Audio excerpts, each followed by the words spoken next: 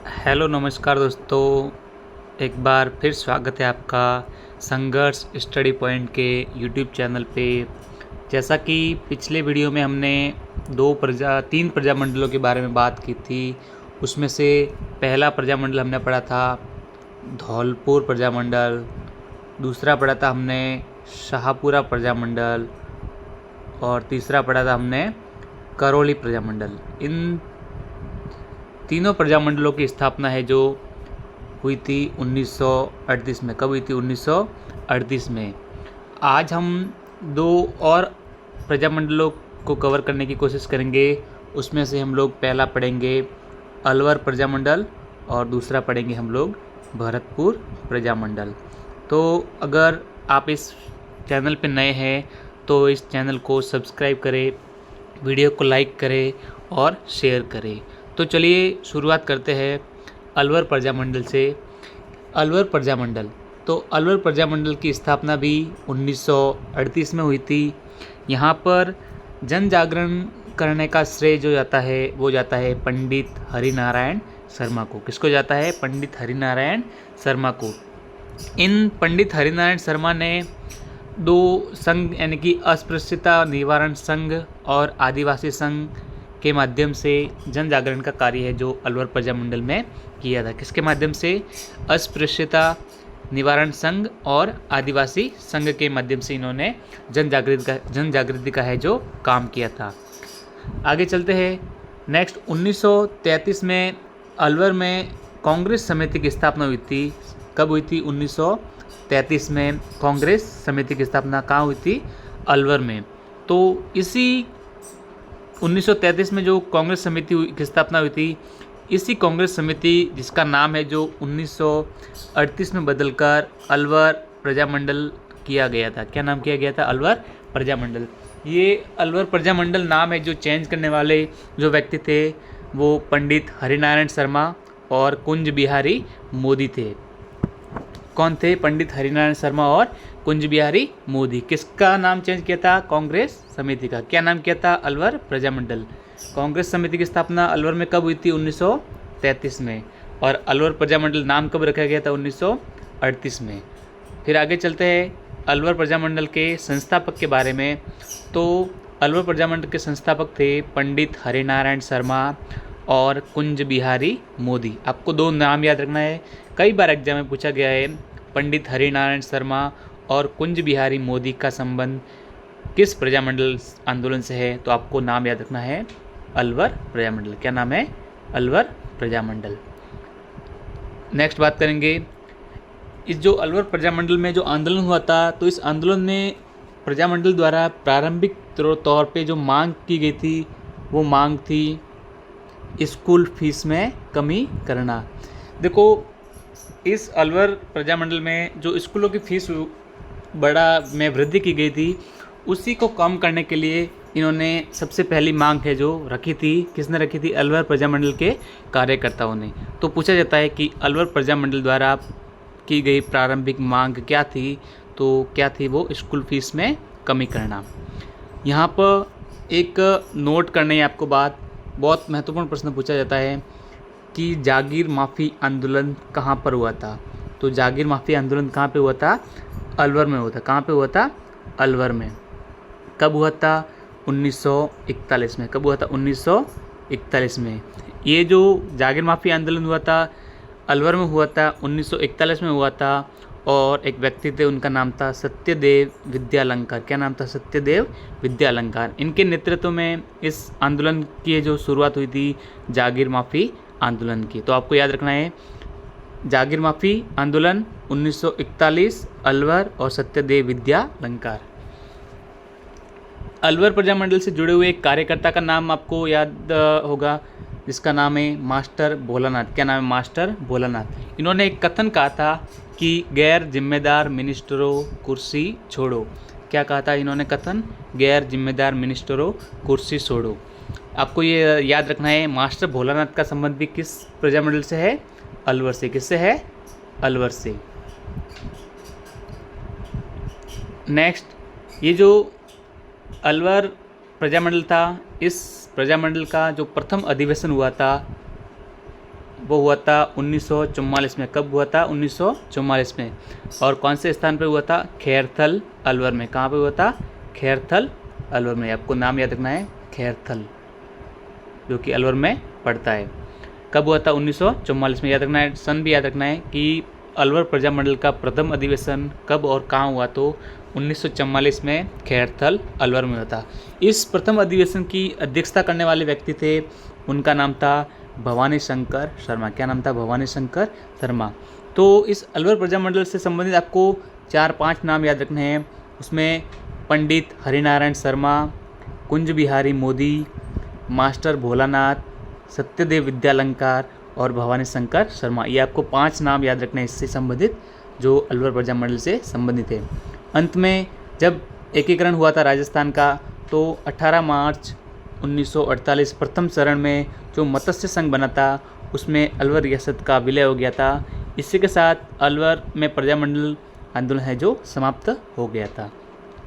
Next दूसरे प्रजामंडल की हम लोग बात करेंगे। वो दूसरा प्रजामंडल है भरतपुर प्रजामंडल। कौन सा है? भरतपुर प्रजामंडल। जैसे हम लोगों ने 3 कल प्रजामंडल पढ़े थे, धौलपुर, शाहपुरा और करौली, उनकी स्थापना 1938 में हुई थी।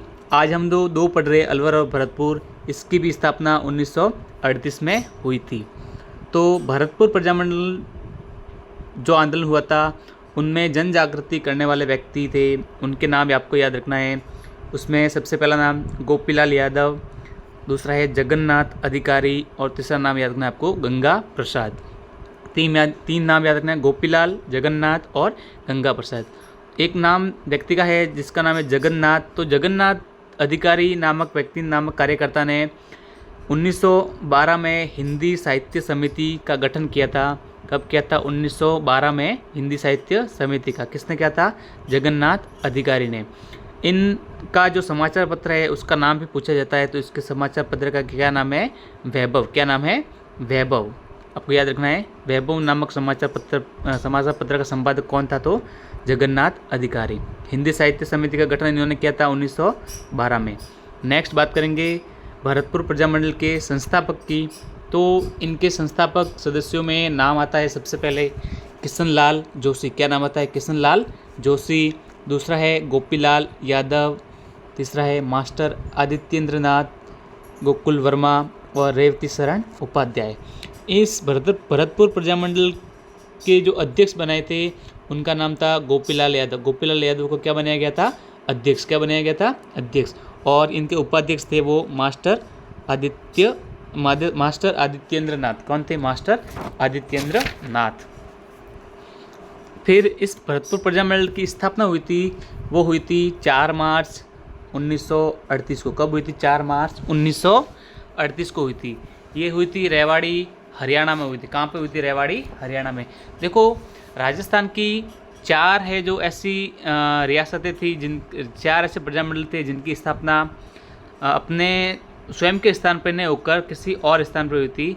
उनमें 4, एक तो अपना भरतपुर हम लोग पढ़ रहे हैं, दूसरी बीकानेर की हम लोगों ने बात की थी पिछले वीडियो में। बीकानेर की स्थापना हुई थी कलकत्ता में। कहाँ पर हुई थी? कलकत्ता में। एक आता है सिरोही की स्थापना, तो सिरोही की स्थापना हुई थी बम्बई में, वो हम लोग नेक्स्ट वीडियो में पढ़ेंगे। और एक है जैसलमेर। जैसलमेर की स्थापना हुई थी अपने जोधपुर में। तो 3 रियासतें तो ऐसी हैं जिसकी स्थापना राजस्थान से बाहर हुई थी। लेकिन अगर प्रश्न पूछा जाए कि स्वयं के स्थान पर न होकर किसी दूसरे स्थान पर, तो उसमें 4 रियासतें आती हैं, उसमें जैसलमेर भी शामिल होता है। तो हम लोग भरतपुर की बात कर रहे हैं। तो भरतपुर की स्थापना हुई थी रेवाड़ी हरियाणा में हुई थी। रेवाड़ी हिसार हरियाणा में। कब हुई थी? 4 मार्च 1938 को हुई थी। कब हुई थी? 4 मार्च 1938 को। फिर भरतपुर प्रजा परिषद, जैसे हमने बीकानेर प्रजा परिषद पढ़ा था, मारवाड़ लोक सेवा परिषद पढ़ा था, वैसे ही भरतपुर में भी एक प्रजा परिषद की स्थापना हुई थी। वो 1939 में हुई थी। कब हुई थी? 1939 में। और इस भरतपुर प्रजा परिषद की स्थापना करने वाले व्यक्ति का नाम था मास्टर आदित्येंद्रनाथ। क्या नाम था? मास्टर आदित्येंद्रनाथ। इसी भरतपुर प्रजा परिषद का प्रथम अधिवेशन हुआ था 1940-41 में। इस प्रथम अधिवेशन की अध्यक्षता करने वाले व्यक्ति थे जयनारायण व्यास। कौन थे? जयनारायण व्यास।